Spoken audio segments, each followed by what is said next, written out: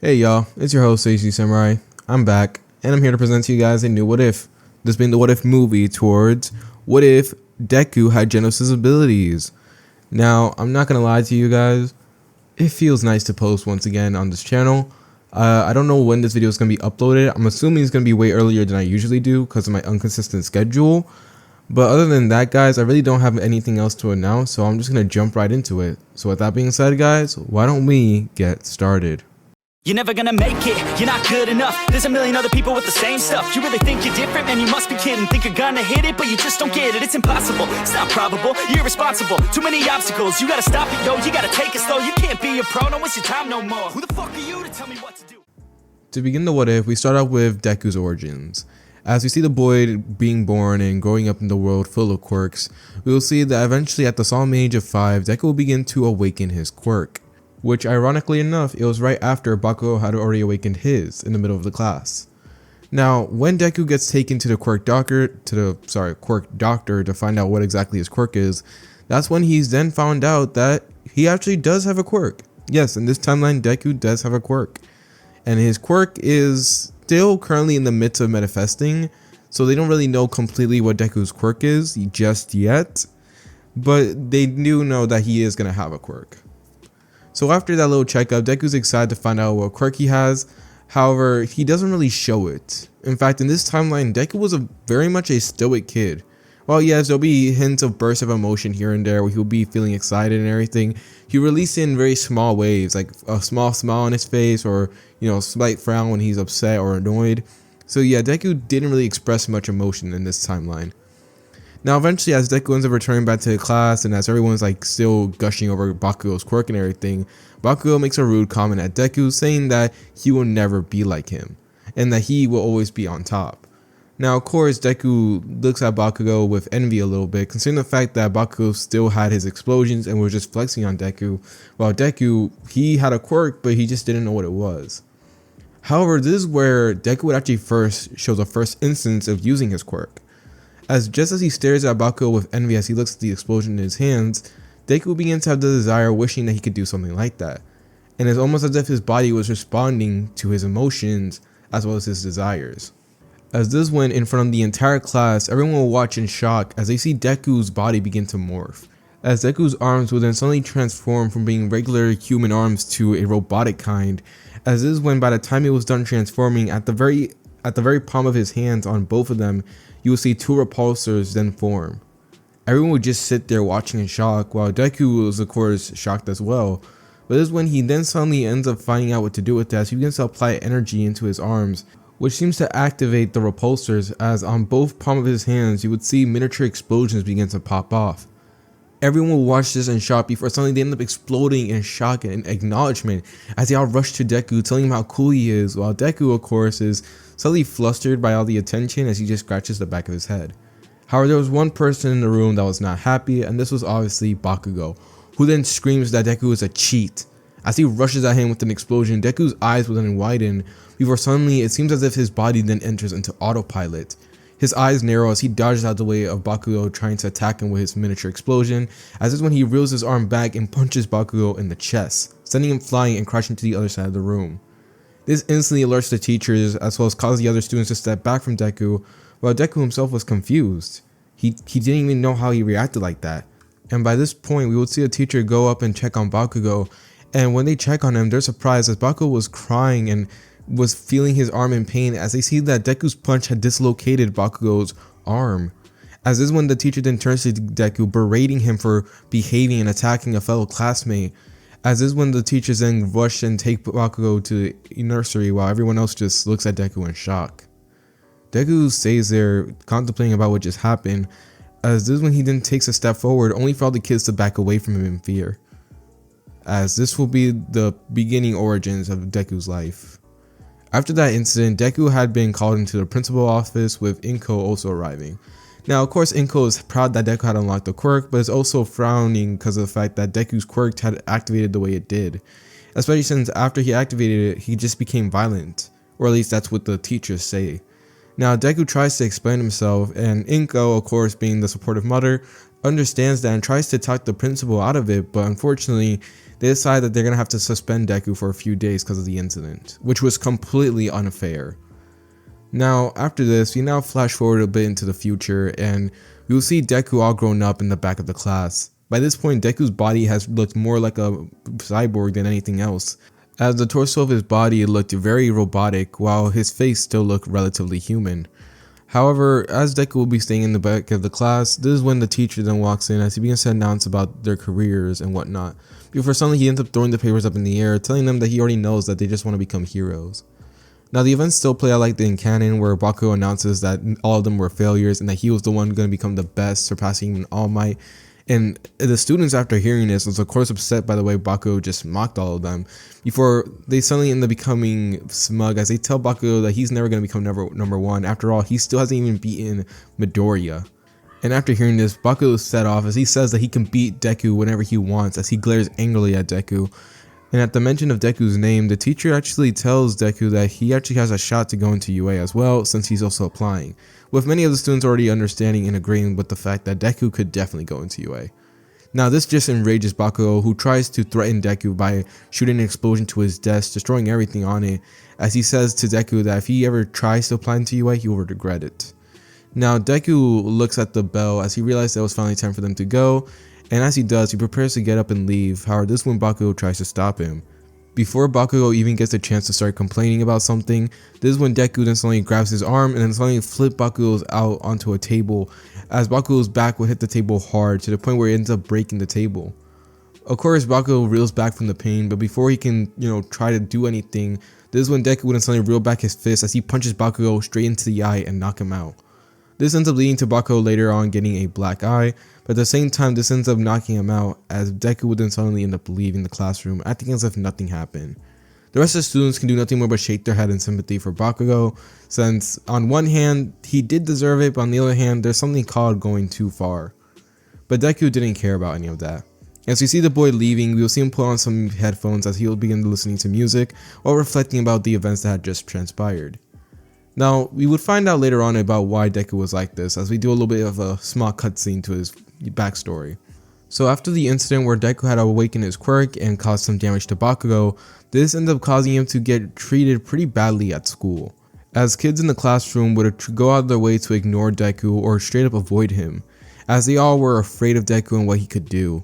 At that same point, Deku was actually transferred out of his class soon afterwards, as many of the kids and teachers just thought that he was a flight risk of the school, so they decided to place him in a different classroom.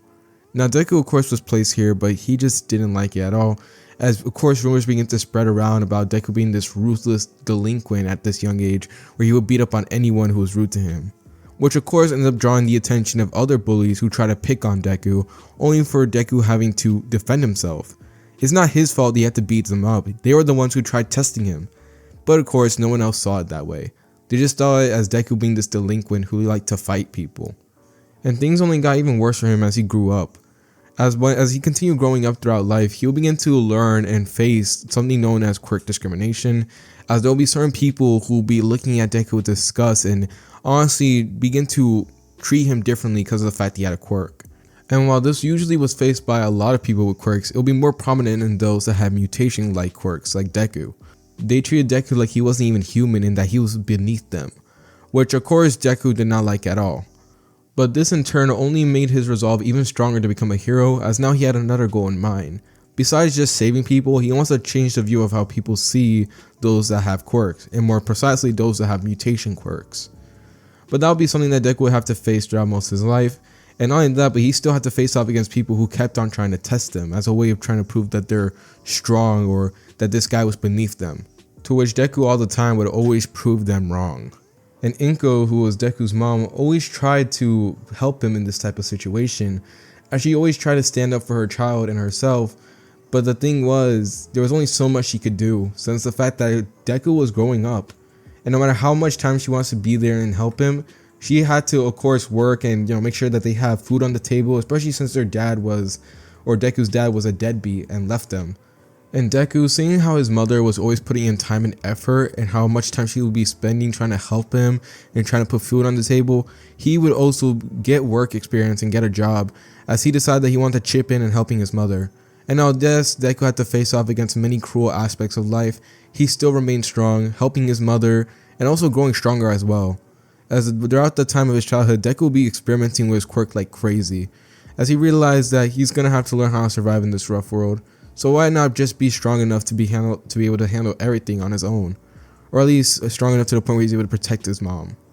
And this is where we get fully introduced to Deku's quirk, as Deku's quirk would just simply be named Cyborg. And the thing about Deku's quirk is the fact that his only limitation is his desires and emotions. And what I mean by that is that, to put it pretty simple, as long as Deku ends up desiring something emotionally, his body will end up responding to said desire. If he wants to get repulsors on different locations, they would appear in different locations. Or if he wants to have more momentum, or better yet, just simply fly, his body will do everything in the best of its abilities to make it to where he could fly. For example, making repulsors on his back so that way he can like zip around, or maybe putting them onto his feet to where he can like fly up into the air, something like that. And to make it even better, his emotions are kind of the energy source for his body, as whenever he's feeling an intense amount of emotions, or whenever he's using his emotions and keeping them in check, he's able to control how much power output he can put into the weapons. If he's kind of mentally drained or he's not feeling up to it, then his powerful techniques are going to do much. In fact, they become totally useless. But most of the time, Deku is able to make sure to keep them in check. To which is a good thing, because if he doesn't, if he continues like transforming his body rapidly or like going crazy with it, this can end up causing him to be both physically and mentally drained to the point where he's now completely useless in combat. His body is completely ineffective and he's basically back to being a regular human. Alright, now that I've explained everything, let's move back to Deku in the main timeline, as you see the boy now walking under a bridge as he was currently writing down on his notebook. He was writing about things to improve on with his quirk, as well as like a different hero that he had just recently seen, as he was trying to also come up with some type of different cybernetic enhancements that he could possibly make to himself. Now, another thing I forgot to mention about Deku's quirk is that since now he's a cyborg, his mind is practically a computer. He's able to solve things in an instant, and it's like he has the entire encyclopedia in his mind to the point where he's able to answer anything. But the thing is about this is the fact that since there are some things in the world that he doesn't know of, that encyclopedia just continues getting added on constantly the more and more times Deku ends up learning about something. And whenever Deku comes to learn about something, he ends up adapting to it relatively quickly, as his mind continues to adapt and evolve constantly. Which kind of makes Deku's entire classroom life kind of pointless, since he's always at the top of his class with little difficulty. As Deku will continue walking and writing down on his sketchbook, this is when he then stops as he closes the book, as this is when he then calls out to someone that was hiding away in the sewage. As suddenly bursting from the sewage, we will then see this enormous, monster made of sewage, as he begins to ask Deku if he could borrow his body. At this, Deku says nothing, taking in everything, as he finds out that this guy will not have any physical attacks working on him. So at this, the monster tries to grab Deku and tries to take over his body, only for Deku to appear as soon as he tries to reach for him. The monster will be confused as he looks around wondering what happened, only for him to then hear some sizzling in the air. As he looks up wondering what it was, only to see Deku above him, as he ends up shooting out his repulsors at him. As he ends up yelling out the words incinerate, Deku ends up shooting out a stream of fires to burn the sewage monster, as all you hear the man crying out in pain. As by the time the attack had finally died down, we will see the man now returning back to his former state, but this time he was literally just completely burnt. As Deku would calmly land on the ground, he clearly dusts himself off, as this is when All Might makes his appearance known, shouting out that he was here. Only to take in the area to see that, number 1, the area was badly damaged, number 2, Deku was completely fine, and number 3, there was a man who was badly burnt. At this, he instantly recognizes the man as the sewage monster, as this is when he then walks up to Deku, telling him that he did a fine job, but then, of course, reprimands Deku for using his quirk in public. In hearing this, Deku just scoffs as he rolls his eyes, telling him that he understands that it's important not to use quirk on others or anything like that, but I believe they should make an exception for when it's only for pure self-defense. And of course, All Might was shocked by the way the fact that, number 1, Deku talked back to him, but at the same time, he also was shocked by the intellect on this kid. As just when he was about to say something to Deku, this is when Deku had already turned around and already just made a dash for it, as he realized that he was late to go visit his mom. And All Might tries calling out to him, telling him to stop using his quirk, but unfortunately Deku did not hear him, or at least that's what he thinks. As this is when All Might just shakes his head and takes the guy away.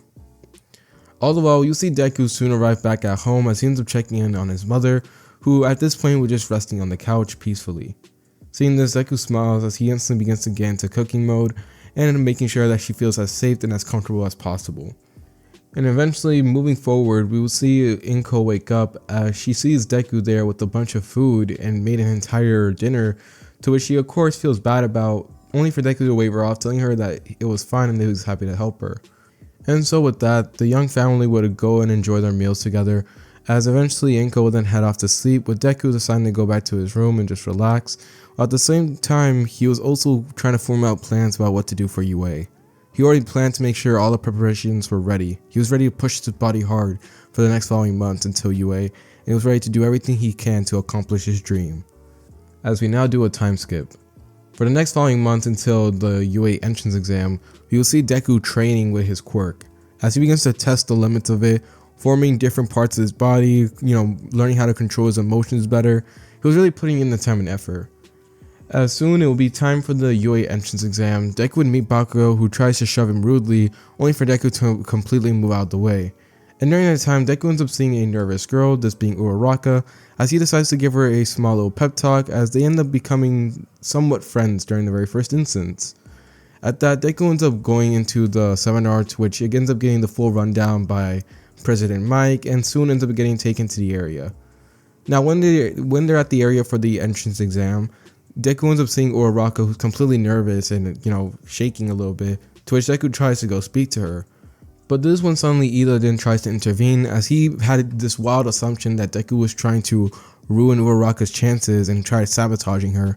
And Deku, instantly feeling like he was being disrespected here, and remembering all the events from before, feels a flash of anger before suddenly he ends up turning stoic and begins to brutally shut down all of Ida's quotes and claims.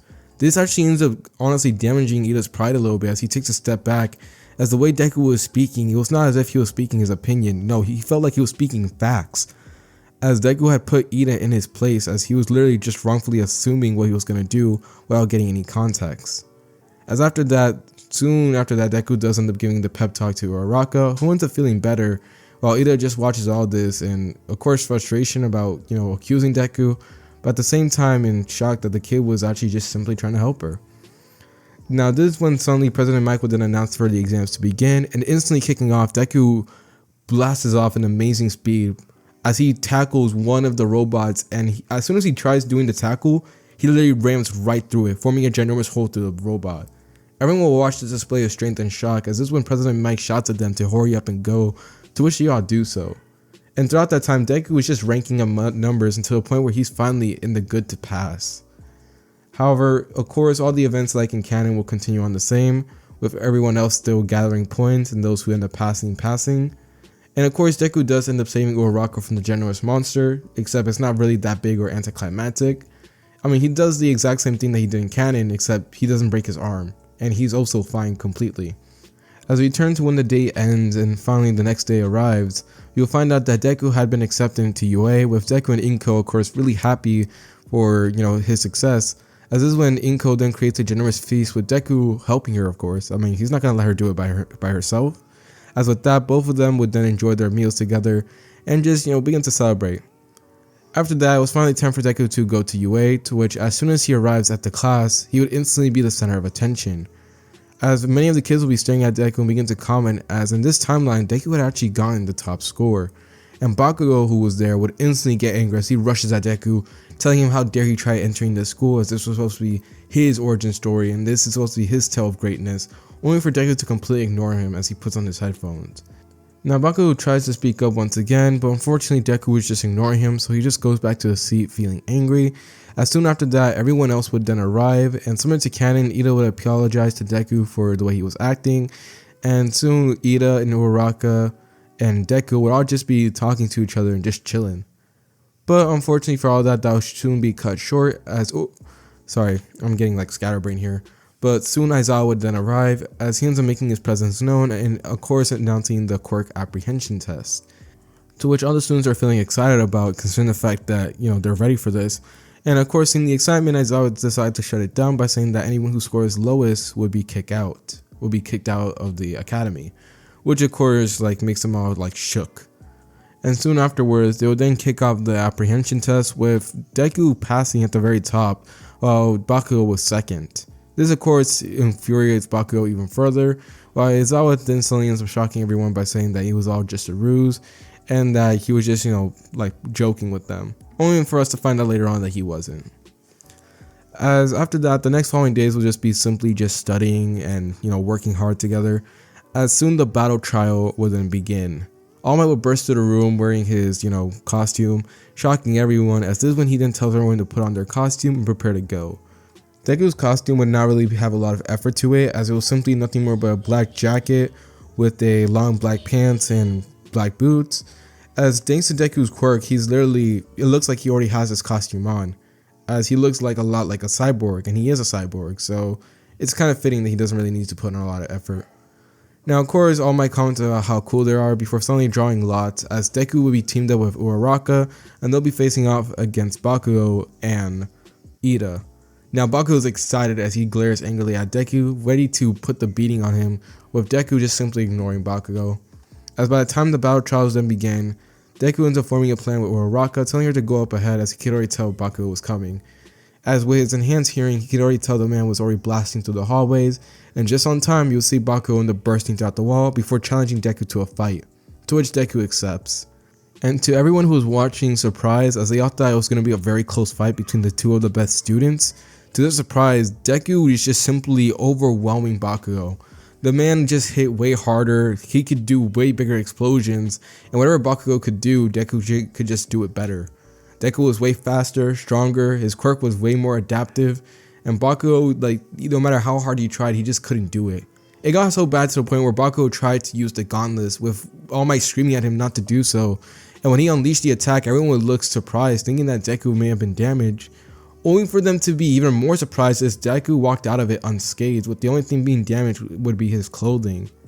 As we now turn to see a little bit of a brief flashback, we will see Deku before he got hit by the attack, as he mentally made the desire to make his body more heat resistance, to which it did. And even though it did take a little bit of energy from Deku and gave him a little bit of a mental strain, he was able to pull it off with relative ease, as after that he was able to walk through the attack with little difficulty. Now Bakugo is of course shocked at this and tries to attack Deku, only for him to lose pretty badly, as this is when Deku just completely outmaneuvers him and then barrages him with a bunch of blows that were just way too rough for Bakugo to remain conscious. As with that, Deku ends up defeating Bakugo, and soon after that, Uraraka ends up gathering the bomb from Ida's hands, declaring Deku's team the winner. And soon after that, everyone else's matches will then kick off the exact same way, with the same teams winning that they did in canon, winning in this timeline. And after this, it will finally be time for the end of the day. Now Deku tries to return home and do the same thing like he usually does, only for Uraraka and Ida to come in the way, as they decide to, hang out with Deku and begin to ask him questions. The reason for this one is because it's pretty simple, they want to be friends with Deku. They think of him as this nice and cool and chill guy, so they decide to hang out with him. And of course Deku agrees to this, although he feels a little bit weird considering the fact that he never had friends. I mean, at one point him and Bakugo were friends, but then it was soon after the time he got his quirk that he kind of got isolated by everyone else, so yeah, he didn't really know about the feeling. But so far he seemed to enjoy it, as he would talk to both Uraraka and Ida about certain things such as music or shows, and that was just it for the rest of the day. And soon after this we're going to have another time skip all the way until the USJ incident, as after a while just simply hitting the books and studying, which Deku did none of that, he was already just smart enough. But just after days of spending time in UA, they will soon hit up the USJ in order for some training. They will all be equipped onto their suits and everything, to which Deku's suit had been damaged in the process, but it was an easy fix considering the fact that he was just able to go to a regular store that had a bunch of clothes and just buy himself the same clothes that he got. But back to the students who are on their way to the USJ, we will see Sue actually commenting that Deku's quirk was really impressive, and the fact that he seemed to be going really far with it. While Deku himself had actually learned how to communicate with most of his classmates and honestly getting along with them better than he did with most people. So he actually, began to talk about it and, how he developed it a little bit. To which, of course, many of the students were, of course, surprised by it. Even got Kirishima saying that he wished he had Deku's quirk, or at least he wished his quirk was at least as flashy as his. To which Deku actually gives Kirishima some pretty good advice, to which he honestly takes it later on. But as they will soon arrive at the USJ though, they end up meeting up with 13, who ends up explaining about everything they were planning to do, only for a portal to then open up. At first, the students would think that it was part of the exams, only for them to find out that it was not, as they always shout that this was an actual villain attack. As they would all watch in horror as he would have to face off against all the villains and win, only for a short while, considering the fact that he was the only one there. But they would still see that a large amount of numbers of them were still approaching. Deku, however, was taking the scenario as calmly as he can, as his mind was instantly working as fast as possible, trying to find out the best solution. Eventually, after getting everyone's faces, as Deku's literal mind was also, like I said, a computer, so thanks to that, he's literally ended up taking pictures of all the villains, making sure to have their face on the record. However, just before they attempt to leave though, this is when a portal then opens up behind them, as Kodagiri will make his appearance known. Now, as he ends up telling them that they're not going to be leaving here, unfortunately, this is when Deku then appears right in front of him before suddenly end up hitting him in a certain metal area. This ends up causing Kodagiri to reel back from the pain, giving him enough space to grab the door and suddenly rip it open, surprising Kodagiri. Alright, I think I found out your little trick, Deku would say, as he ends up jumping away from Kodagiri as he tries to open a portal.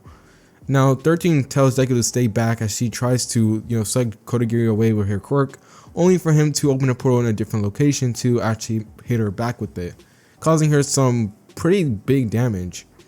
Now, Deku, seeing all this, then looks at Kodagiri, telling everyone to aim for the metal area of his, to which Kodagiri, after hearing this, finds out that Deku was the biggest threat so far. So as all the kids will then rush over, well, mostly Bakugo and Kirishima try to rush over to take him down, this is when Kodagiri will then open up a portal, sucking up everyone in, including Deku. As later on we will see Deku falling from the sky, as he looks like he was about to fall into a ginormous river, but luckily he ends up stopping himself by using his body to create like repulsors on his back and arms, allowing him to shoot himself up into the sky and just casually fly. Now, while he's up in the air, he would see someone calling out to him, as this would be Sue and Mineta, as Sue ends up jumping into the air and tries to, reach out for Deku, to which Deku ends up, grabbing her and Mineta and taking the both of them to safety. As once they see that they're far enough from the river area, he ends up placing them down on the ground so that way they can, regain their breath and compose themselves. However, they didn't get much of a chance though, as this is when a group of villains then see the kids and try to attack them. And Deku, seeing that both Sue and Mineta were still mentally recovering from everything, he took it upon himself to take care of them.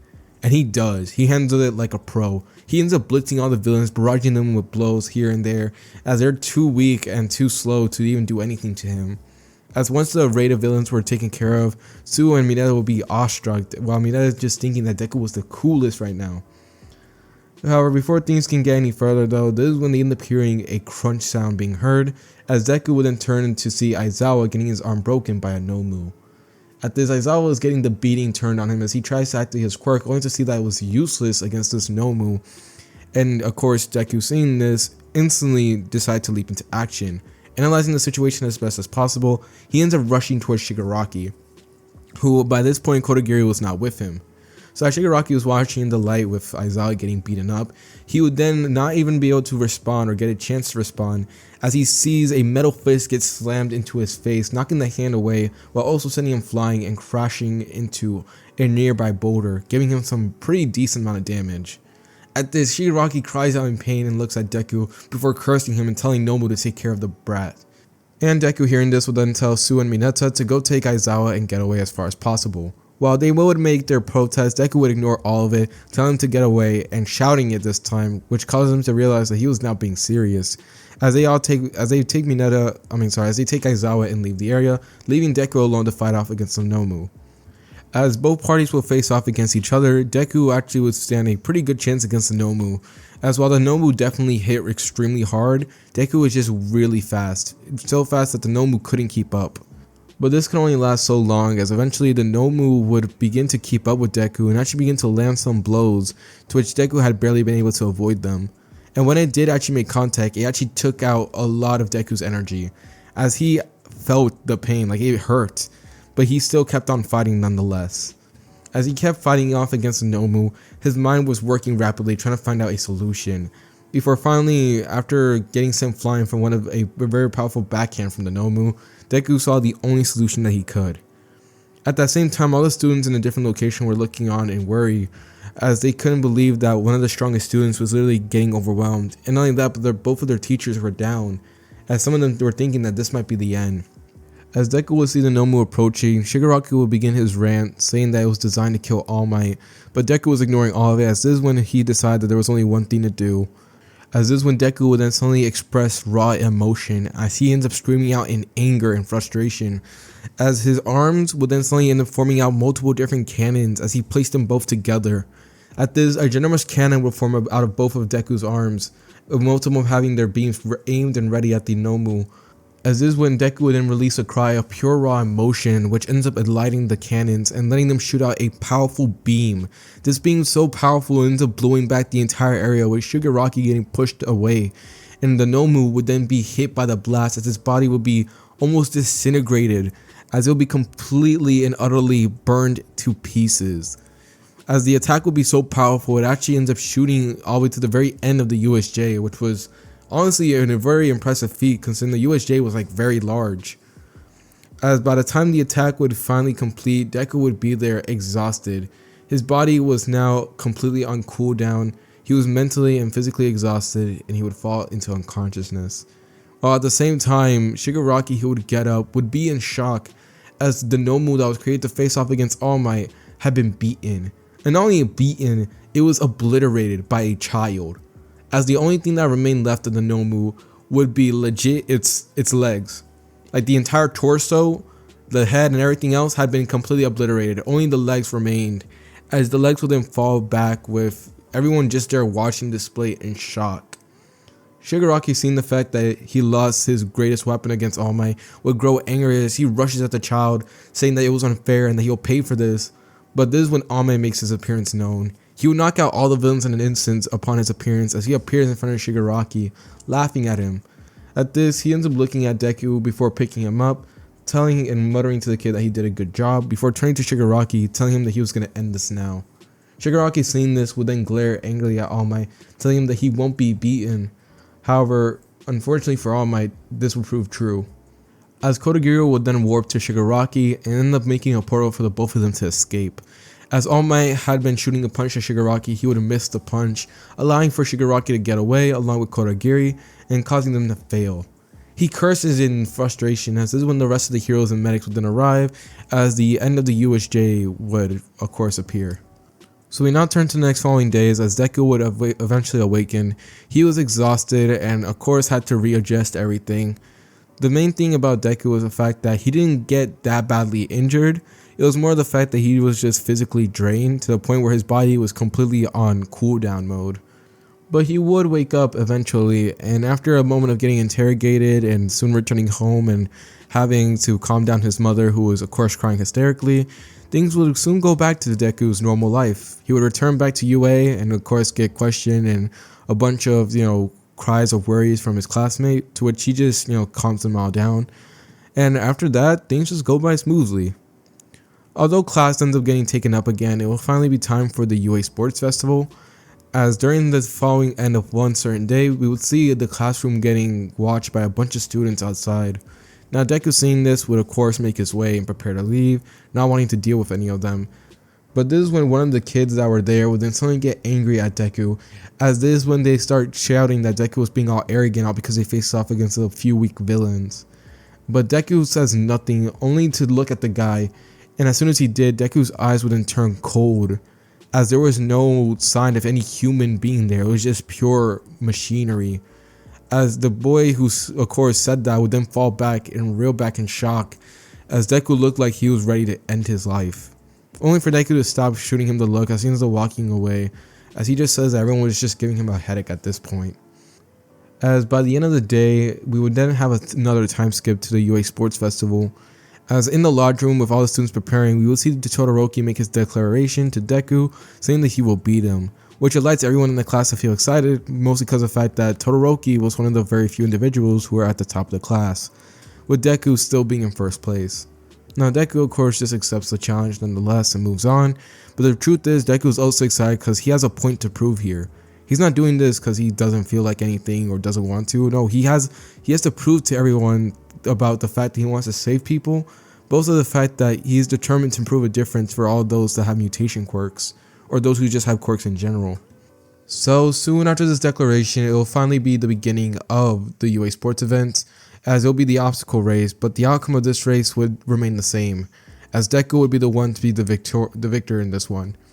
Now, although of course Todoroki and Bakugo had tried to slow him down or had attempts to slow him down, this didn't change anything, as Deku was still able to outspeed them and also had the ability to fly. So yeah, they were outmatched in this one. Deku was able to pass the obstacle course with ease, but this is when the next battle was then up, as after the whole obstacle race, it will be finally time for the cavalry battle. And with Deku winning first place in the obstacle race, he had over 10 million points, and this ended up causing a lot of students to want to go after him. And while Deku struggled to make a team, although on the outside he didn't show it, this is when Uraraka Hatsume, I don't know if I pronounced her name right, I think I did, yeah I did, and then Tokoyami would then all accept to be on Deku's team, and with that, the cavalry battle would then just kick off. Now, instantly Deku's team does pretty good, with Deku actually deciding to hold back the abilities in consideration for others that were on his team. Since he knows that if it was just him by himself, he had the abilities to make sure that he won, but he kind of decided to be more like, use more of his human side and be like more empathetic to everyone else, since this was supposed to be a way for them to also show off their abilities. So he allowed them to show off their abilities, giving them some commands here and there, allowing Hatsume to use her gadgets and Uraraka and Tokoyami to use their quirks, until eventually it was finally time for the final collision, as Todoroki's team will then try to use Nitro Boost from Tenya Ida to try stealing Deku's headband. And this actually ends up working, as Ida was able to actually surprise Deku when he stole his headband, but just as they were thinking that they finally got away with it, Deku would actually surprise them, as his hands would then suddenly extend with a rope, as it ends up grabbing the headband back from Ida and returning it back to his head. Now, this would cause many teams to try to get Deku disqualified, as in their eyes this was just cheating, but unfortunately Deku did use his quirk, and quirks are allowed, so he got away with using it, which pissed off many teams. As we see Bakugo's team trying to get Deku, while Todoroki's team try to get back the lead, but all of that would end in failure, with Midnight declaring that the battles have come to an end as the timer will run up. Now, all the teams that made it into the finals would make it to the finals, and all those who decide to eliminate themselves would eliminate themselves. So after this, we would get a brief intermission with Todoroki trying to explain why he wants to beat Deku, saying that he didn't want to, he didn't have any true bad feelings for Deku or anything like that, but the thing is, he just wants to simply make a lesson and prove something to his father. To which Deku, although he understands him in some way, still thinks that it was a stupid idea, but he ends up taking it anyway, as both of them end up going their separate ways for Deku's first match. Deku's match against Shinso would then begin, with Shinso trying to goat Deku in, getting angry and everything. But this backfires on Shinso, as Deku doesn't even say anything to him, just kicks him out the ring, making himself be the winner, as he's unable to just do anything but watch him complete bafflement, as he didn't even get a chance to fight. After this, we get the rest of the following matches with nothing else changing, until it's finally time for Todoroki going up against Deku. And this fight kicks off with Todoroki trying to hit Deku with his ice, with Deku just blowing it all away. And currently right now, mind you, Deku's a little bit pissed off with Todoroki's father, mostly because of the fact that man tried to pretty much tell Deku that he was going to lose to Shoto, and say that he's only going to be used to bring out his full potential, which anyone would be pissed off rightfully in that situation. As the fight would continue on, we would see Todoroki slow down, with Deku being Deku, just telling him that if he's not going to take this seriously, he's just going to kick him out the ring. And Todoroki sees that Deku is being full on completely serious, and this ends up causing him to kind of remember everything before getting into a whole speech as to why Deku has to understand the way he is, only for Deku to shut him down completely by telling him straight up that it was his quirk, and actually forcing Todoroki to question his morals, as Deku ends up actually asking questions like if someone else was in danger and the only way to help them was using his fire, would he not use his fire all as a way to resent his father? It was just stupid. And Todoroki hearing this would instantly, begin to remember what his mother said to him, which ends up with him activating his fire. This gets the crowd excited as well as Endeavor, with Deku just giving him the Rock Lee pose and telling him to come at him, to which Todoroki ends up shooting out a stream of ice at Deku, to which he ends up avoiding. So eventually it was time for them to clash with fire, as both of them would then shoot off their respective attacks with each other, with Todoroki shooting out his flames and Deku making miniature explosions at the palm of his repulsors. As the attacks would collide, Cementos tries to stop it as well as Midnight, but it ends in failure as the ring would then be completely destroyed by the impact. But by the time the smoke settles through, it would also be declared that Deku would have won, as everyone was quiet for a moment before cheering, with Deku moving on to the next match. As we do a little bit of a time skip to Bakugo's match against Tokuyami, to which Bakugo wins, and after this we end up getting his match against Deku. But before the match had begun, Bakugo would then declare to Deku that he needs him to go all out, so that way he can show everyone that he was better than him, with Deku just completely agreeing with Bakugo's wishes, but for his own reason, as he tells Bakugo that he has a point to prove. So with that, both fighters then take their positions as Midnight would then declare the fight to begin. And lo and behold, unfortunately for Bakugo, he would lose. Bakugo kicks off with multiple amounts of explosions as he had improved a lot. His maneuver through the air had actually taken some inspiration from Deku, as he was moving a lot quicker and be able to shoot out explosions much faster. And due to this, he was able to move around much faster than some people can even see. But unfortunately for Bakugo, Deku was not giving him much of a chance, as any hit that Bakugo tries to throw at Deku, he would just avoid it.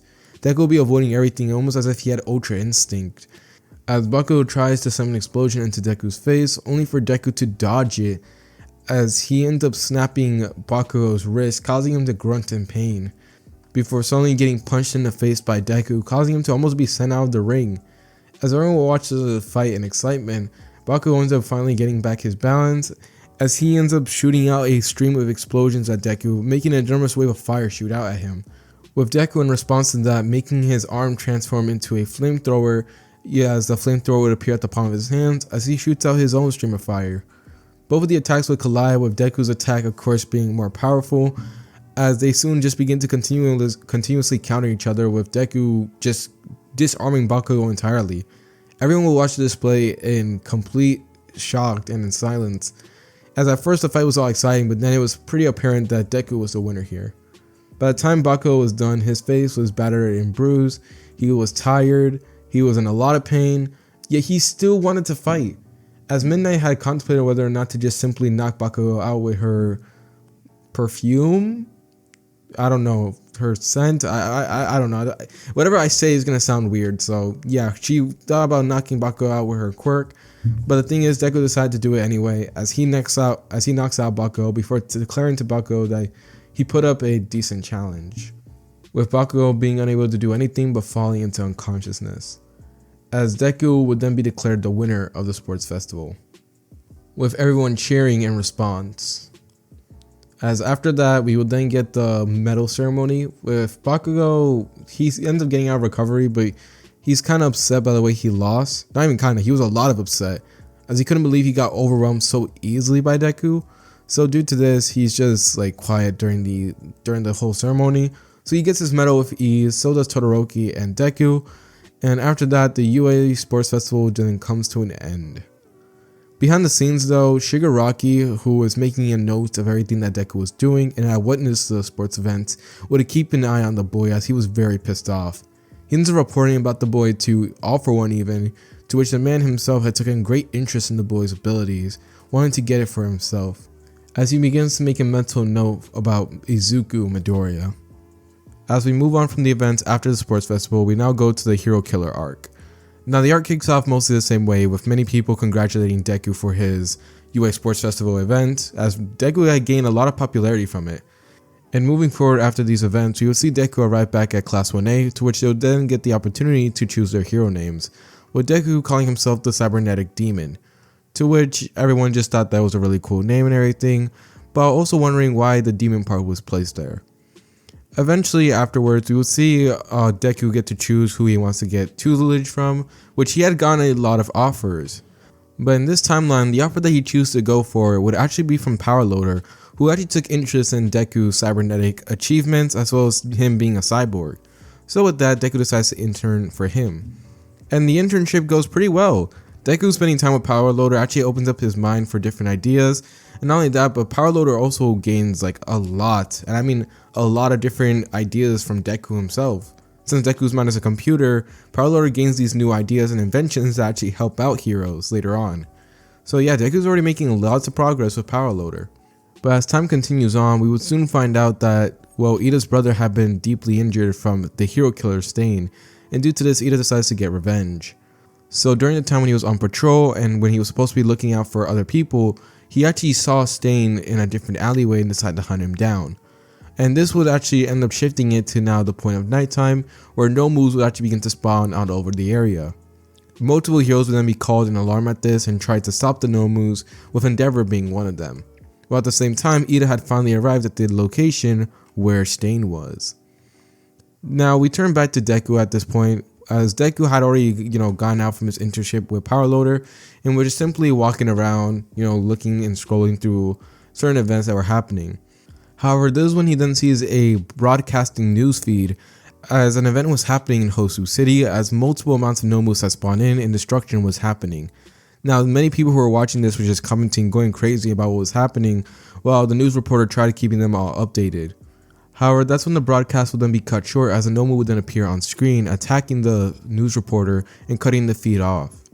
Now, Deku, after seeing this, would contemplate on what to do before finally making his decision, as even though it was against the rules for a student to go use his quirk in public, but in this situation, some rules are meant to be broken. Now we turn back to the events in Hosu City, and nothing else is really changing from the canon, as Ida is getting his ass kicked. The events were still transpiring with the Nomu, so everyone was trying to help out and trying to keep calm the events. As that's when Gran Torino would then arrive, smashing into one of the Nomus and begin to help out with Endeavor and the rest of the heroes that were nearby. While at the same time, we would see Deku soon pull up in Hosu City. As he does, he ends up scooping out the entire area, as this is when he then sees one of the Nomus appear and try attacking him. However, this is when Deku will then suddenly transform his arm into a rocket launcher, as he ends up shooting out a rocket at the Nomu, blowing it into pieces before transforming his arm back. As now with that being done, it was finally time for Deku to take action, but before he does, he ends up hearing Ida's voice as he was breaking down and cursing at Stain for being nothing more but a monster who tried to take away his brother. And as he does, Deku ends up instantly blitzing off to where Ida was. And as Stain was preparing to kill him, this is when Deku would then make his appearance known, kicking Stain away before the man even gets a chance to injure him. Now Stain is of course surprised by the sudden interruption, as he looks up to see Deku staring at him with a calm facade, as he ends up cackling, thinking that it was nothing more but a false hero. As the two of them then begin to fight with each other, that's when Stain then realizes that he was not going to have an easier time with Deku than he did with Ida, as Deku was just simply overpowering Stain. Stain's blades, although they were sharp and definitely, if used correctly, can cause some damage, the thing is, Deku was just way too fast and too sturdy for Stain to do any damage. In fact, Deku didn't even bleed, so that means that it was kind of impossible for him to activate his quirk, making it useless. So due to this, Stain was in a tough situation, as he ends up asking Deku why is he over here defending Ida, as well as the other hero that he was planning to kill. To which Deku just simply states that it was his friends. And not only that, but he also made a wish that he wants to protect people. And after hearing Deku's declaration, this is when Stain acknowledges Deku as a true hero as they continue on with their fight, before eventually Stain would end up losing to Deku. As Deku would soon get close into Stain and end up giving him a nasty gut punch before suddenly end up tasing him as he transformed his arm into giving him some static capabilities, stunning his opponent. As with that, Stain would then be incapacitated and Ida would finally be able to move. And once he does, he tries to attack Stain again, only for Deku to stop him, as Deku ends up hitting him with a powerful speech, which causes Ida to stop on his path of revenge and just simply break down. As with that, Stain would then be taken down and be taken into custody after the other heroes would then arrive. With the events with Stain over, we would actually go over the repercussions after Stain's actions, as unfortunately Deku's achievement cannot be broadcasted under certain laws, so due to that they're going to have to keep it hidden and also give Deku a warning. To which Deku ends up accepting, as he doesn't even want any more publicity than he already has, as he was already starting to get annoying. As after this, the end of the internship would arrive. Now we turn to see after all the events that had transpired, the students would return back into UA and go back to their daily classes. They would have their little examination to where they will show off their abilities as well as their improvements. With Deku's abilities as well as improvements not really being shown as much as the others, although Deku is definitely shown a lot of improvement, there isn't much to go off of since he was already incredible. But nonetheless, they continue moving on until it was finally time for the final exams arc. Now this arc would kick off mostly the same way, since the students would have to do their exams, to which the ones who end up passing, with Deku of course being at the top of the school, obviously.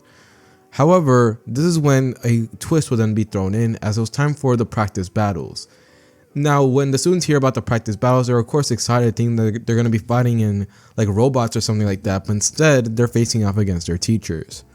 All the students who are paired up in canon will be paired up the same, with Bakugo and Deku being teamed up, going up against All Might. As the rest of the fights would go similar to how they do in canon, it will be finally time for Deku and Bakugo to go up against All Might. And at first, Bakugo tries to do this all by himself. He rushes at All Might, throwing multiple explosions at the man, but the man just easily speed blitzes Bakugo and beat him down easily. And then when it's finally time for All Might to face off against Deku, this is when we then see a shocking turn of events, as when he appears in front of Deku and tries to, give him a powerful punch to his stomach, Deku is able to actually catch All Might's impact. This ends up surprising All Might and everyone else, as All Might was currently wearing weights during this point, but still, even with the weights, as also with him restraining himself, this shouldn't have been a punch that a kid could catch. As this is when Deku uses his increased mobility to actually speed blitz All Might for a moment, as he ends up giving him a roundhouse kick to the face, causing All Might to be pushed back a little bit and surprising everyone even more. But knowing All Might, he would just end up laughing off the hit, as this is when he then suddenly spears Deku through a bunch of buildings, with Bakugo recovering and trying to catch up to the two of them. As the rest of the exams will go by with both Bakugo and Deku trying to face off against All Might by themselves, before finally deciding to face off against them together. Now this actually goes way better than it did in canon, as they actually do some pretty decent damage at All Might, which before in the canon they didn't really do that much at all, with this time actually being able to do something. But unfortunately for them, they're just simply not strong enough to hang with All Might just yet. So Deku, being the intelligent one in this situation, decides to knock out an irritated Bakugo before he ends up breaking himself, as this is when All Might then asked Deku if he was going to face him by himself, only for Deku to smirk, as thanks to his desires, his body ends up shooting out a smoke screen, causing All Might to try rushing in to stop him, but it was already too late. By the time the smoke screen had fully cleared, All Might tried blowing it away with a simple punch, and by that time, Deku and Bakugo had already crossed the line, allowing them to gain victory in this exam, with the rest of the students actually being surprised of how everything turned out and complimenting them. As eventually the exams would come to an end, the students would try inviting Deku to go out with them so that way they can go shopping, but this time Deku ends up declining and not going, while at the same time Shigaraki doesn't end up going in this timeline too. The main reason for this one is because Shigaraki has analyzed Deku's abilities and could already tell that facing off against the child would be pretty much a death sentence, especially since he's just going out there, and if he tries doing what he does in canon against this version of Deku, it's not going to work out for him.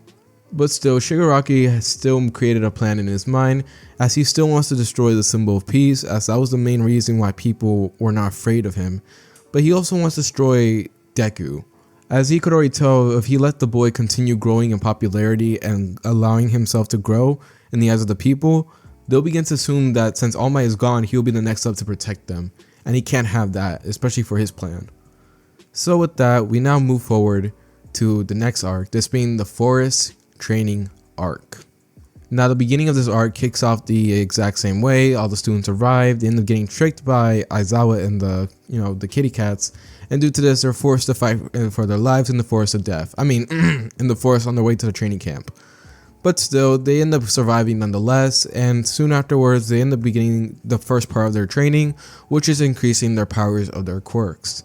To which, surprisingly, Deku would actually run into a bit of trouble with this one, as even though he has control over his emotions, and even though he tries to bring them out and make sure they give him a power boost, they're not increasing any further, making Deku wonder why. He tried thinking of multiple solutions, but nothing seems to run. Every simulation he tried in his mind, everything he tried in actuality, they all failed. Although Deku was still very, very powerful and was still able to create weapons and all that stuff, it's just that they were not growing in power any further. which honestly made Deku think that maybe he was hitting a limit. But nonetheless, the rest of the training camp were to continue on the same way, everyone enjoying themselves. Deku ends up, finding out about Kota's backstory and everything from one of the kitty cats, and this caused him to have quite a bit of understanding for the kid as well as sympathy, as during the second day and third day, Deku had tried to connect with the kid and sympathize with him, but unfortunately the kid kept himself locked away and didn't even care that Deku was trying to make an effort. As during the third day, they would all finally end up getting a little bit of a trial set up by the kitty cats, as they want them to go and just, go through a bunch of trials that they set up just for the purpose of training them to become heroes. However, this ends up turning out to be a big mistake, as that's when the villains finally arrive and decide to make their move. Deku, who is all by himself, decided to go in there and just walk around. However, as he does, he ends up hearing crying, as well as a shout of fear.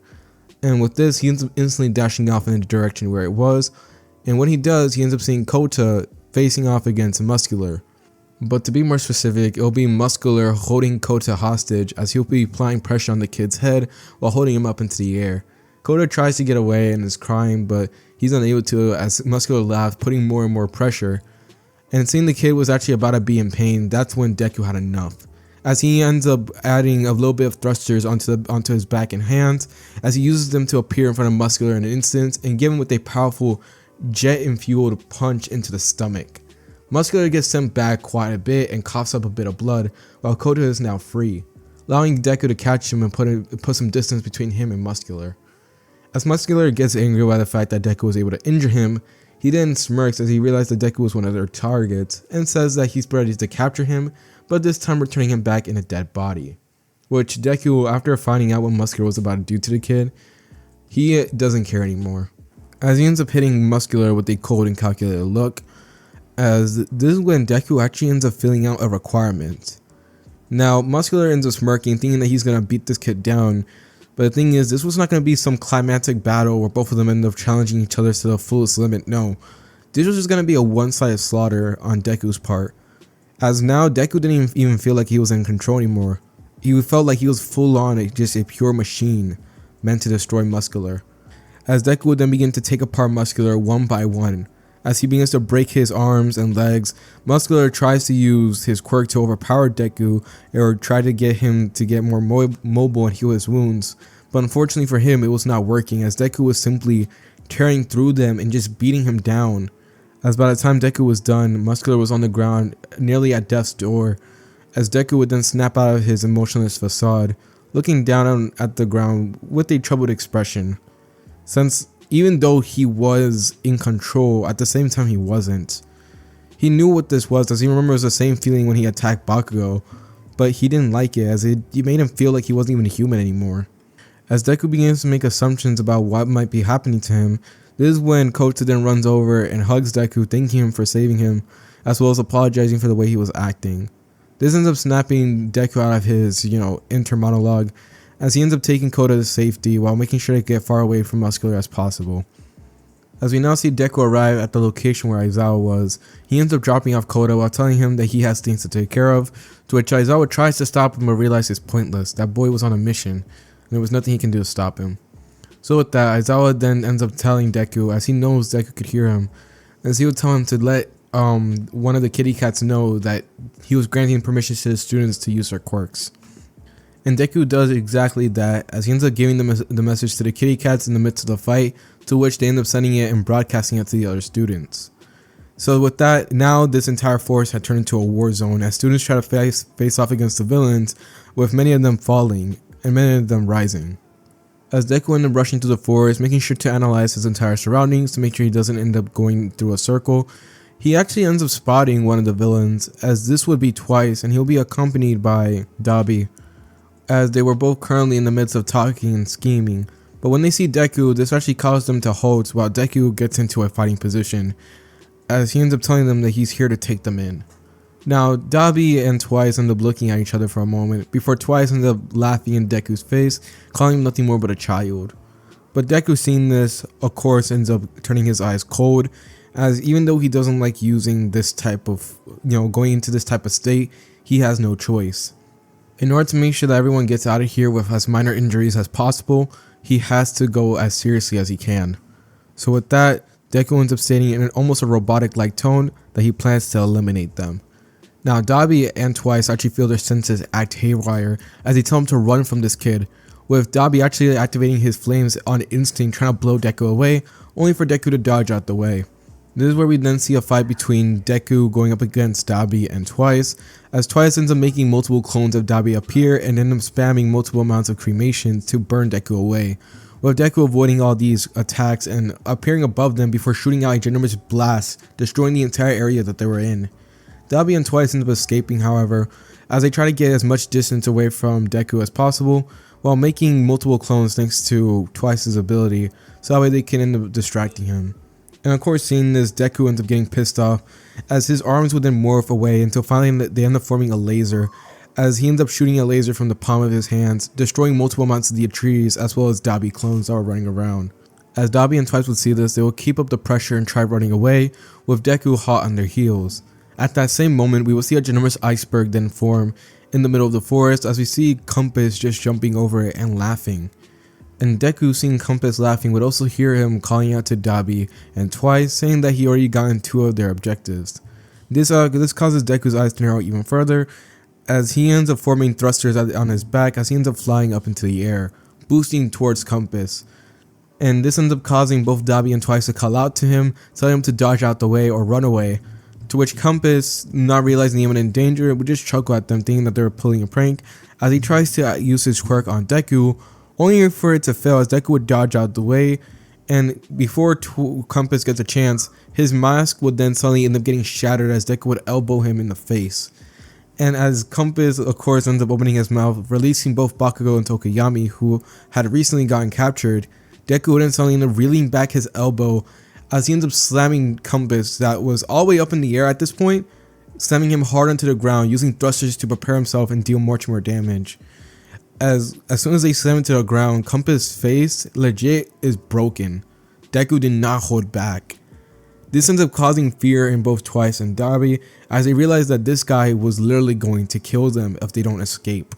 So with that, they end up calling out to Kodagiri to try getting them out of there, while at the same time, we would see Toga arrive, being chased by Todoroki, Uraraka, and Sue, as they would all arrive at the location where the fight was happening, as you will see Deku preparing to end the lives of the villains. Now Toga ends up regrouping and of course is awestruck by Deku, only for Dabi to tell her to stop being crazy for a moment since they were literally about to die. Luckily, Kodagiri opens up a portal just in time before they're able to get killed by Deku, as Deku tries to go after them and reaches out an arm, only for it to go through the mist as they had finally gone away. Seeing this, Deku stops moving for a second as it seems like he had fully disengaged, and due to that, he ends up getting angry as he punches a tree right off its roots, sending it flying and crashing through other trees. Now, the other students are actually watching Deku and worried, considering the fact that they never saw that expression on him. Most of the time, Deku was stoic, but it always seemed like he was human most of the time. But that just felt like it was pure machinery, like Deku was not human at all. As this ends up leading to the end for the Forest Training Camp arc. Now this time the casualties were really low since there was only a small bit of people that were injured, and even if they were only mildly injured. And other than a little bit of pretty bad poisoning, which could be healed up luckily since there was a hero on standby that had the ability to fix that, luckily all the students were gathered there with no casualties or like no deaths. And even better, one of the kitty cats had not been captured in this timeline.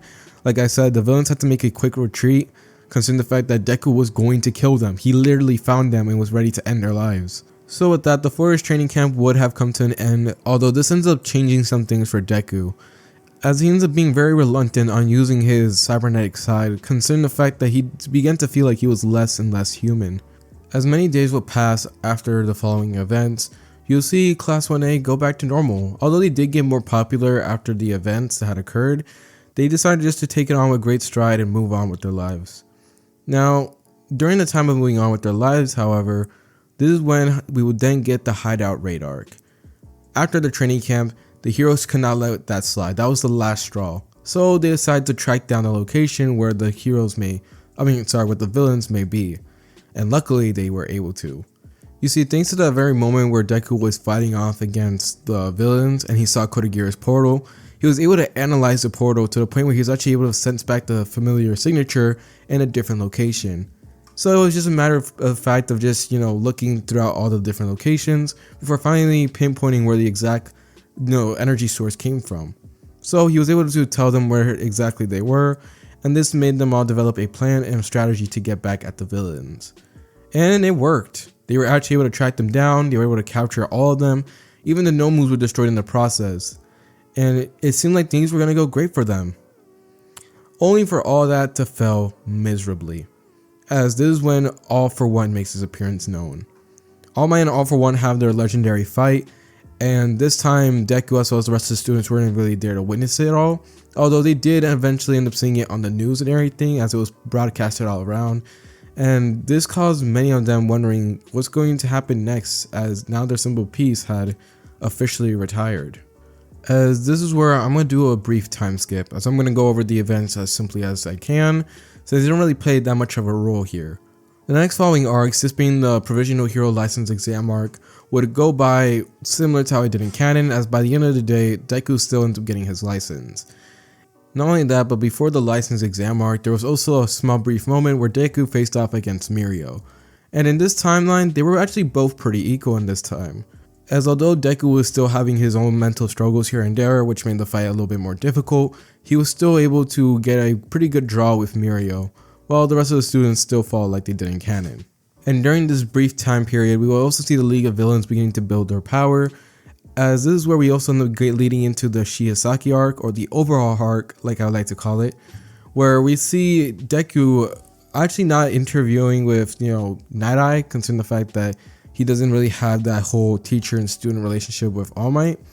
But still, Deku does end up working with part of the project, as he ends up finding out about, Eri and everything after Mirio had his encounter with her and felt very bad about letting her go with Shigaraki. And so, having no choice, Deku decides to team up with them and go hunt down Shigaraki, as they would arrive at his base and soon storm in. Most of this arc would really go similar to canon, as not much of the fights really change here, and the outcome still remained the same, as I'll say the only real difference here is the fact that Deku in this one actually works together with Mirio, as he decides to help him face off against Overhaul, and this ends up leading to Overhaul getting beaten much sooner, but also this ends up leading to Mirio not losing his quirk. This is also the point where we actually find out that Mirio was the next wielder for One For All, as All Might had decided to transfer his quirk to him after finding out that the boy was obviously the best candidate for the quirk. But now that we're done covering all this stuff, this is where we then see a shift in the story, as we see now the crime rates have gone up drastically. While yes, they had gone up before, now that All Might is gone, now it seems to have doubled since it was going around crazy everywhere. Luckily, the students of UA had now had their hero license, so they were able to act on it, but the thing is, it was going all over and it was getting crazy and out of hand. During this time, Deku would be seen by the public as honestly someone to be feared. Even though he was out there helping people, spending hours on end making sure that people were safe, many people still feared him or just had a ginormous amount of distrust and disrespect towards him, mostly because of the fact of how he looked as well as how he acts. But nonetheless, Deku continues trying to overcome all of it and continue pushing through life, as he keeps on trying to help people and keeps on trying to make people see things differently.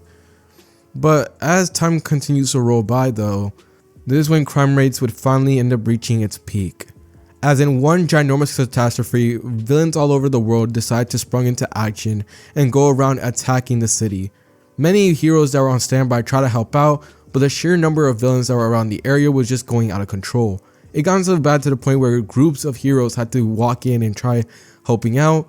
But the thing is, these guys were, even though they were heroes and even though they spent so much time and effort in training to become strong, even they had their limits, as they will be constantly pushed around by the villains, having no choice but to keep pushing themselves in order to keep them at bay, which would be physically draining.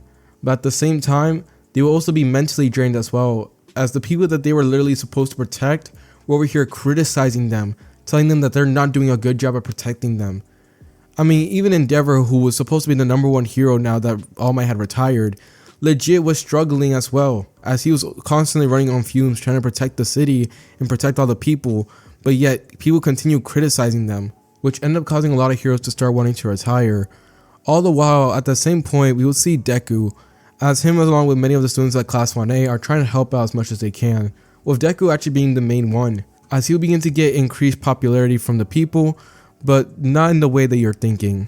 Still, people began to think badly of Deku, as even though he was a hero, the way he acted as well as the way that he just maneuvers and deals with villains, they made him seem like he was more like a villain.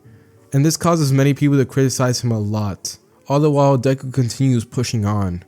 Now this ends up causing Deku to actually slowly close off more and more of his emotions, and it got so bad to the point where Deku doesn't even smile when he was hanging out with his friends, as it felt like Deku was slowly and surely becoming more and more machine than man. As we see Deku going throughout the streets once again, with many people honestly backing away from him in fear, even though he was just wearing some typical clothing that he calls hero costume. And as he was walking, this is when once again a generous villain outbreak happens, as multiple villains will then burst out of a wall and appear in front of Deku, smiling as they end up saying that Shigaraki has actually been making a demand for him. And Deku, seeing this, says nothing more as his arms begin to flare up as flames begin to shoot out the palm of both of his hands before he ends up rushing and fighting. As this type of pattern becomes very apparent for Deku, as he keeps on going through the same process, a bunch of random villains end up appearing. They try getting a crack at him mostly because of the fact that Shigaraki is after Deku, and Deku would just beat them all down. And it seems as if the rumors of Shigaraki wanting Deku kind of spread to all the people, as many of them actually begin to throw blames at him for all the events that were happening, with Deku once again just pushing through it, as he remains stoic and just completely ignores everything. By now, Deku's emotions have been fully used as energy sources for his body, as he uses it to fight off against the villains. However, this is when Deku begins to run into a little bit of a problem. His emotions begin to grow weaker and weaker, as he tries to activate weapons more and more times, but as he does, it felt as if they were growing weaker in power. The blasts that were used to actually be able to destroy an entire building were now having a hard time being able to destroy a generous boulder, as Deku's power was slowly growing weaker and weaker as time begins to go on. Now, by the time that Deku was actually walking out in the midst of the night, as it was now raining in the sky, he would see once again a generous group of villains end up appearing. And Deku once again does the same procedure, fighting off against them. However, as Deku continues fighting off against them, he actually begins to realize it, but his abilities were actually beginning to fail on them. Like during the time of fighting, Deku would be trying to shoot out a powerful blast from his repulsor, but sometimes it wouldn't even activate in response. This ends up leading to the fights becoming even more difficult for Deku, but he still ends up winning nonetheless.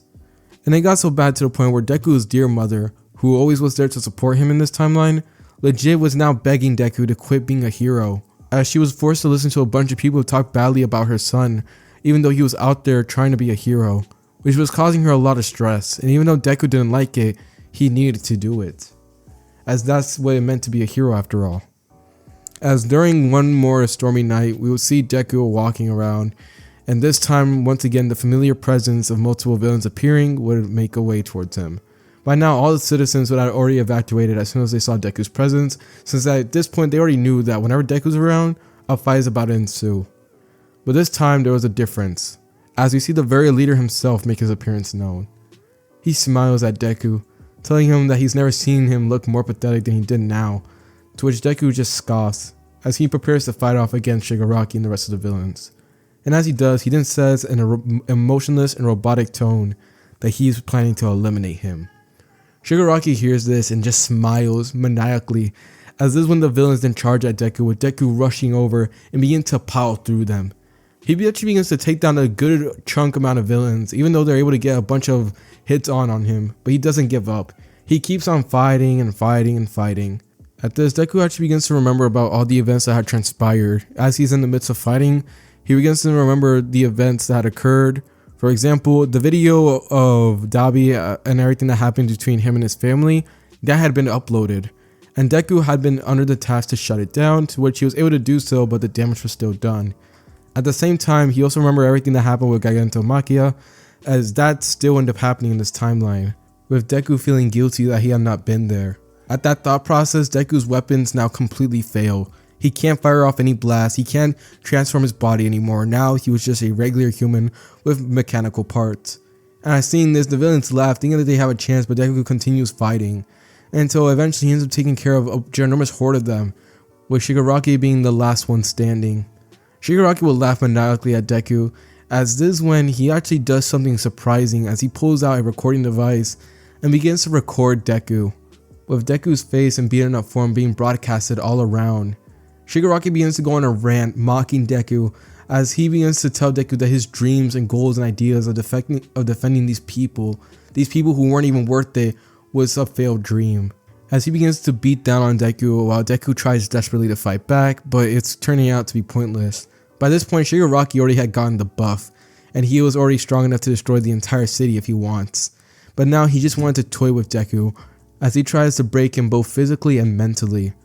As he reminds Deku about all the things that people have said about him, saying that he was scary or that he was unhinged, saying that he was a monster, and even worse, that he was a demon. At this, Deku will be beaten down, as he will be both beaten down physically and mentally, as Shigaraki will then begin to walk close to Deku, ready to end it, as he tells Deku that his life had led up to nothing more but being a worthless pawn to these people. So with Deku's final moments now in his hand, Shigaraki would then turn the camera to Deku one last time, showing his beaten up form, as well as the horde of villains that he had beaten up, as he begins to laugh maniacally at all the people who are watching, as well as laughing at Deku. All the while, the people who were watching the recording just sat there in complete silence and in shock, as throughout the entire time, even though Deku was stoic and everything, and even though he looked scary and unnerving, at the end of the day, he still seemed very powerful and nearly unbeatable. So the fact that now he was at his final moments and they were going to be there or witness it, shook them to their core, as Deku would be there thinking that maybe this was for the best. As he closes his eyes, ready to accept everything, this is when he ends up actually hearing things. Even though his body had mostly shot down, as I'm talking about mostly his weapons, his cybernetic enhancements to his senses and everything still had increased, as he's able to listen to people, as even though they were very far away, he could still listen. He could still listen to Inko, who was crying hysterically, trying to get to Deku as quickly as possible, while was being held back by Bakugo's mother. He could hear multiple students from UA trying to pinpoint Deku's location so that way they can actually help him. As well, he could hear a certain amount of people, I would say a good handful of them, as they were all crying out and telling him to get up. At this, Shigaraki looks at Deku one last time, asking him if he had any final words. At this, Deku began to wonder if he even had any, wondering if this was really it. But that's when finally Deku ends up getting one last flashback. Remembering about all the events that had transpired throughout his life, growing up and everything, he finally ended up remembering what his original goal was.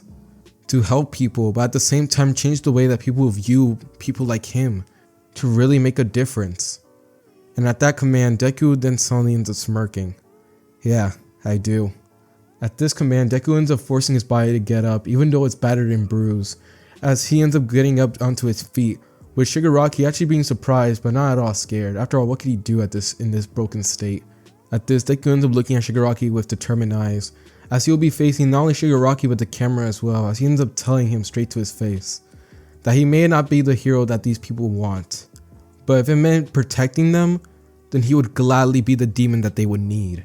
As in response to Deku's words, his body would then enter a transformation, as he begins to get these dark spikes that would appear on the side of both sides of his face, and after that his body would then get sharper, as his metallic arms would then rebuild themselves, with his cybernetic body parts going from the regular dark gray to going completely black, as Deku would then releasing a smile on his face. At seeing Deku's transformation, Shigaraki then throws the camera away, cutting the feed instantly as he prepares to fight off against Deku, shouting at him. All the while, people who are watching all that would be silent for a moment, before suddenly end up cheering for Deku, as many of them were honestly dumbfounded by his words as they all begin to cheer. And while even though Deku had plainly stated that he would gladly be a demon for them, in their eyes at that current moment, they saw nothing more but Deku being an angel. As he turned back to the fight of Shigaraki, Shigaraki would destroy the entire city block as he tries to anguishedly disintegrate Deku in that instant, but Deku would avoid his attacks easily. With his new upgrades he had just gotten from his awakening, Deku felt himself being empowered like nothing else. He felt himself having more energy than he ever did in his entire life, as now Deku had fully broken from his stoic facade, as he was now moving around, smiling aimlessly, telling Shigaraki that he missed while openly mocking him. Shigaraki seeing this then has enough, as he rushes at Deku, trying to, end up manipulating the ground underneath him to try stabbing into Deku, but it would all fail miserably in Shigaraki's case, as he's unable to do anything. As Deku would soon appear behind Shigaraki and hit him multiple times in the back of his head, sending him flying and crashing into a bunch of debris. Shigaraki would of course respond to this by screaming more like a maniac as he destroys more and more of the area.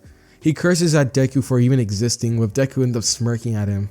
At this, Shigaraki gets even more pissed off as he tries to obliterate Deku even further, only for Deku to just casually end up flying up in the air, laughing at Shigaraki's face. And finally having enough of this, Shigaraki decides to bring it all to a halt, as he ends up boosting himself from the ground using decay, and actually ends up appearing right above Deku with his hands ready to slam into Deku's face, as he screams like a maniac, telling Deku that this was now the end. But Deku himself just simply dodges out of the way, and as he does, he ends up appearing right above Shigaraki. And as Shigaraki is falling to the ground, mind you, he tries to get back up and, try to shoot a wave of decay back at Deku, but it's not working. All the while, Deku's arms would suddenly end up forming repulsors at the palm of his hands, as he ends up looking at Shigaraki for one last time. Shigaraki, in his eyes, he'll be staring at Deku in shock, but he'll be even more in shock as now Deku's eyes has softened. Even though Deku with his new cybernetic enhancements looks like a demon, by this point, his eyes had softened to the point where now it looked like he was an adult, and he was actually having pity on a child. For the first time ever since he met All For One, Shigaraki actually felt that someone truly felt sorry for him, as this actually made him wonder if maybe if him and Deku met in a different lifetime, could things have been different? At this, Deku ends up looking at Shigaraki one last time, before suddenly he ends up forming multiple cannons out of his arms, as they all point at Shigaraki. With Deku looking at Shigaraki, his last words to him would be that he's sorry for how things turn out this way, and he hopes things are better for him in the next life. As Deku ends up shooting his attack, yelling out "Incinerate," as this is when he ends up blasting a ginormous hole in the ground, while Shigaraki ends up getting blasted by the beam. And even though he was getting badly burned in that instant, Shigaraki had honestly never been so at peace, as now he realized that there was really nothing else to do. It was pointless to fight back. His regeneration was definitely strong, but not strong enough to survive this. As he ends up looking up, he finally realized that by now, things have finally come to an end, and that he was allowed to rest. As Shigaraki looks into the sky one last time, he closes his eyes, accepting his fate, as by the time the attacks had been finished, the entire area by this point had been reduced to rubble, and also there was a generous hole in the ground. As Deku would loom over Shigaraki, with his body, which there's literally nothing left of Shigaraki, like the man has been completely turned to ashes. As Deku ended up releasing his repulsors, Deku ended up looking up into the sky to see now the clouds have cleared. It was raining for a moment, but now it seems as if things were finally looking better. As with a genuine smile on his face, we would see Deku end up getting bombarded by his classmates, who had finally arrived at the area to see all the destruction that was caused, but nonetheless they all rush over to Deku, asking him if he was okay, while of course, expressing their worries and concerns. And at that, Deku just simply smiles while letting a small tear drop, as this is where we now move forward after the events. Now with the end of Shigaraki, a large amount of the crime rate had went down a lot, to the point where it was honestly rare to see villains attacking. Of course, they had to fix the area where Deku was, considering the fact that place had been blown apart completely. Luckily, thanks to the help of Cementos and other heroes, they were luckily able to heal and recover the entire area. At that same time, UA students continue on with their educations at UA before finally graduating. And throughout this time, I would say this openly that Deku and Uraraka actually dated in this timeline, as they were finally able to get together during the end. As we see the final moments of the series, we see Deku growing up. His reputation as a cybernetic demon had completely changed by this point, as by now people don't even call him cybernetic demon. Most of the time they just call him cyber angel, to which Deku ends up laughing ironically at that. But still, nonetheless, Deku ends up living a pretty good life, as he ends up reaching the very top of the board, as Deku would actually be known as the #1 hero, and he would keep that title for many years. Although there will be times where he will slip here and there, as Mirio would also take the top spot, and even ironically enough Bakugo as well, Deku would always somehow return back to his top spot as the #1 hero, and nonetheless, it doesn't change the fact that Deku had achieved his goals, as he went on to actually continue to help people, and even better than that, he actually made it to where people now view mutation quirks differently. They're treated with much more respect, and while of course there's always a very small bit of the population that still gives them crap, they now at least just ignore them, because at the end of the day, a majority of people have completely changed their tune, and are all really happy with the way society is. As this will be the end to what if Deku had Genos' abilities. I want to thank y'all so much for being here and sitting here and listening to this very long what if. I don't know about y'all, but like I legit had to take multiple breaks during the recording. So if you guys would hear my tune get changed like frequently, it's because of that. I mean, you literally can hear it in my voice right now. I literally lost a large chunk of my voice from recording all of this. But still, I was happy nonetheless to make this what if, mostly because of the fact that honestly I really like it. I know it's not gonna be like my best what if creation or anything like that, but I definitely like the way this what if played out. And hopefully you guys enjoy it too. By the way, it's your host HD Samurai, and I'm just gonna enjoy watching some YouTube videos while playing some Yu-Gi-Oh! Or Pokemon, depending on how I feel like. So bye, and I hope you guys have a lovely day.